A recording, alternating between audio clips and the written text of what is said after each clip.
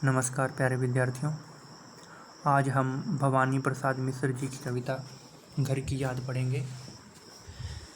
भवानी प्रसाद मिश्र जी हिंदी की प्रयोगवादी काव्यधारा के बड़े ही प्रसिद्ध कवि माने जाते हैं। प्रस्तुत कविता घर की याद उन्होंने भारत छोड़ो आंदोलन के दौरान लिखी थी।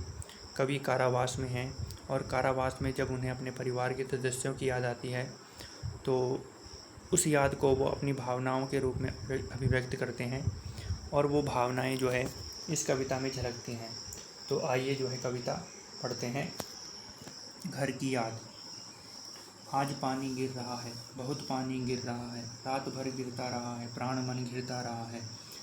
कवि कहता है कि बाहर बारिश हो रही है और अंदर जो है मेरे अंदर जो है भावनाओं की बारिश हो रही है। मेरी आंखों से निरंतर आंसू गिर रहे हैं।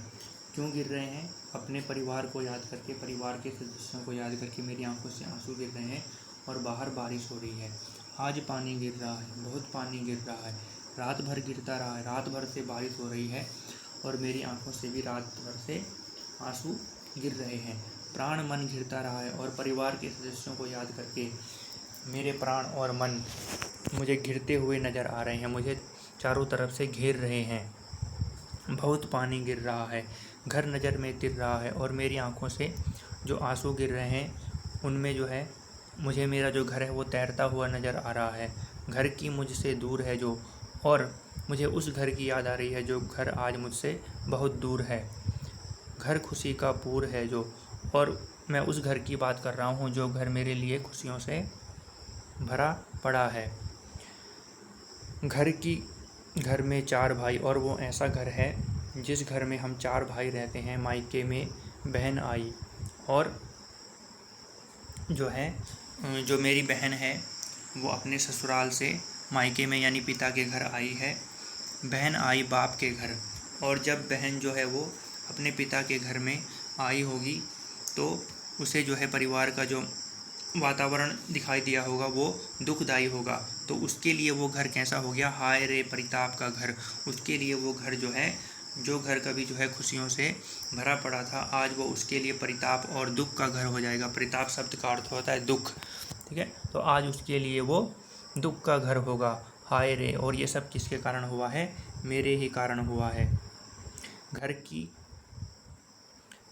घर में सब जुड़े हैं, सबकी इतने कब जुड़े हैं। और वो ऐसा घर है कि जहाँ पर जो है परिवार के सदस्य एक दूसरे से भावनात्मक रूप से जुड़े हुए हैं। सबकी इतने कब जुड़े हुए, न जाने कब से जुड़े हुए हैं। हमारा जो है जन्म जन्मों का नाता है। आगे जो है परिवार के सदस्यों की बात बता रहा है कि हम जो है परिवार में 4 भाई हैं और हमारी 4 बहनें हैं। भाई मेरे लिए भुजाओं के समान हैं, हमारी रक्षा करने वाले हैं, हमें शक्ति प्रदान करते हैं, और बहनें मेरे लिए प्यार और प्रेम का प्रतीक हैं। और माँ बिन पढ़ी मेरी, और जो मेरी माँ है वो पढ़ी लिखी नहीं है, अनपढ़ है। दुख में वह घड़ी मेरी, और मेरे दुख से वह जो है डूबी हुई मुझे दिखाई दे रही है। माँ की जिसकी गोद में सिर रख लिया तो दुख नहीं। और वो ऐसी माँ है, जब भी मैं परेशानी में होता था, जब भी मैं दुख में होता था, तो मैं उसकी गोद में अपना सिर रख लेता था और मुझे किसी बात का दुख नहीं होता है। आज जो वह माँ स्वयं परेशानी में जो है वो मुझे दिखाई दे रही है, जो मेरे दुख दर्द दूर करती थी, आज वो मुझे स्वयं परेशानी में दिखाई दे रही है। माँ की जिसकी स्नेह धारा का यहाँ तक भी पसारा, और जो मेरी माँ है उसकी जो प्रेम की धारा है, उसकी जो ममता की धारा है, उसका जो प्यार और उसकी जो ममता मेरे प्रति है वो यहाँ तक भी पसरी हुई है, यहाँ तक भी मुझे फैली हुई दिखाई देती है।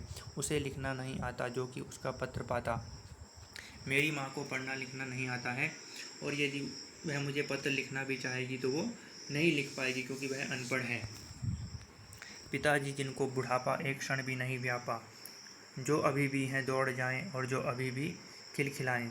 और यदि मैं अपने पिताजी की बात करूं तो उनको जो है बुढ़ापा अभी तक नहीं व्यापा है। पिताजी जिनको बुढ़ापा एक क्षण भी नहीं व्यापा, यानी हालांकि वो वृद्ध हो गए हैं लेकिन उनके चेहरे और शरीर को देख करके लगता नहीं कि वो जो है उन पर बुढ़ापा व्याप्त हो गया होगा, कि बुढ़ापे का असर उन पर दिखाई दे रहा होगा। ऐसा मुझे उनको कभी भी देख करके नहीं लगा।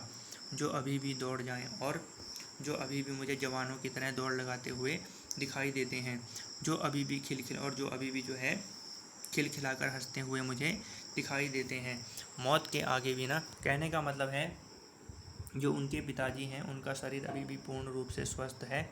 ठीक है, मौत के आगे भी ना हिचकें, और जो है वो इतने निडर हैं कि वो मौत से भी नहीं डरते, बड़े से बड़ी परेशानियों का सामना करने के लिए तैयार रहते हैं। शेर के आगे भी ना बिचकें, और वो जो शेर के समान जो है वो बहादुर हैं।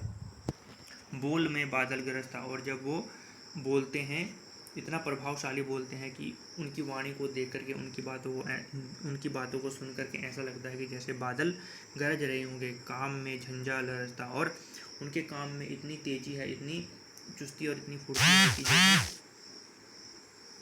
झंझा यानी जो है जो तूफान भी जो है उनके आगे शर्मा जाता है कि काम में उनकी इतनी तेजी है, इतनी फुर्ती है। आज गीता पाठ करके दंड 260 करके, खूब मुदगर हिला लेकर मुठ उनकी मिला लेकर।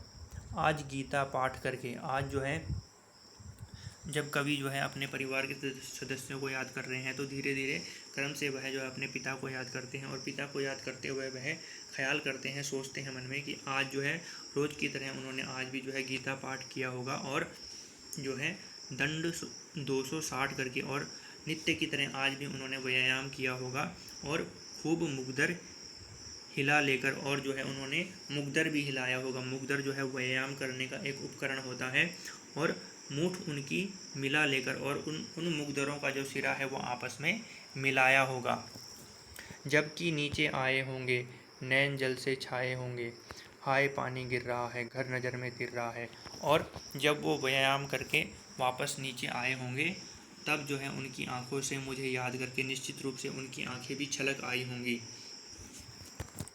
हाय पानी गिर रहा है, और जो है उनकी आंखों से भी मुझे जो है, मैं ऐसा जो है वो विचार कर सकता हूँ कि उनकी आंखों से भी जो है मुझे याद करके उनकी आंखों से भी आंसू जरूर आए होंगे, और वो घर जो है मुझे नज़र में अपनी तैरता हुआ दिखाई दे रहा है।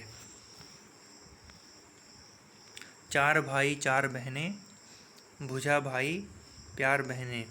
हम जो है घर में जो है 4 भाई हैं और 4 बहनें हैं। भाई मेरे लिए भुजाओं की समान शक्ति प्रदान करने वाले हैं, और जो बहनें हैं वो मेरे लिए प्यार और प्रेम की प्रतीक हैं। खेलते या खड़े होंगे नज़र उनको पड़े होंगे। जब जो है घर में भाई बहन जो हैं किसी प्रकार से खेलते हुए या एक जगह पर खड़े हुए होंगे तो नज़र उनको पड़े होंगे, तो पिताजी को वो नज़र आए होंगे उनके दूसरे बच्चे। ठीक है, क्योंकि कवि तो जो है वो कारावास में है, लेकिन जो उनके अन्य भाई बहन हैं वो घर में हैं, तो यदि वो खेल रहे होंगे या जो है कहीं पर खड़े होंगे तो उनके पिताजी को जो है वो बच्चे जो है नज़र आए होंगे। ठीक है, पिताजी जिनको बुढ़ापा एक क्षण भी नहीं व्यापा। और जिन अपने पिताजी की मैं बात कर रहा हूँ वो जो है, हालांकि वो अभी भी जो है उनकी उम्र काफ़ी हो गई है, फिर भी उनको देखकर ऐसा लगता नहीं कि वो बूढ़े हो गए होंगे। उनको बुढ़ापा अभी व्यापा नहीं है, वो बूढ़े हुए नहीं हैं। उम्र उनकी ज़रूर हो गई है, लेकिन बुढ़ापा उन पर जो है अपना असर नहीं दिखा रहा है, एक क्षण भी नहीं व्यापा। उन्हें देख करके बिल्कुल भी नहीं लगता कि वो बूढ़े हो गए हैं, रो पड़े होंगे बराबर। और जब जो है उन्होंने अन्य भाई बहनों को देखा होगा और उनके साथ में मुझे नहीं देखा होगा, तो ऐसी अवस्था देख करके वो रो पड़े होंगे बराबर। 5वें का नाम लेकर, यानी 5वां कौन, मैं भवानी प्रसाद मिश्र, मेरा नाम लेकर के वो रो पड़े होंगे। तो आज जो है यहीं तक पढ़ते हैं, कविता को हम कल आगे बढ़ाएंगे। अभी आप कविता को पढ़िए, समझिए, कहीं पर कोई दिक्कत आती है तो मुझसे बात कीजिए। कहीं पर किसी शब्द का अर्थ, कोई भाव आपको स्पष्ट ना हुआ तो जो है मुझसे संपर्क कर सकते हैं। तो आज जो है कविता को यहीं पर समाप्त कर रहे हैं, कल हम कविता का दूसरा भाग लेकर आएंगे। तब तक के लिए धन्यवाद।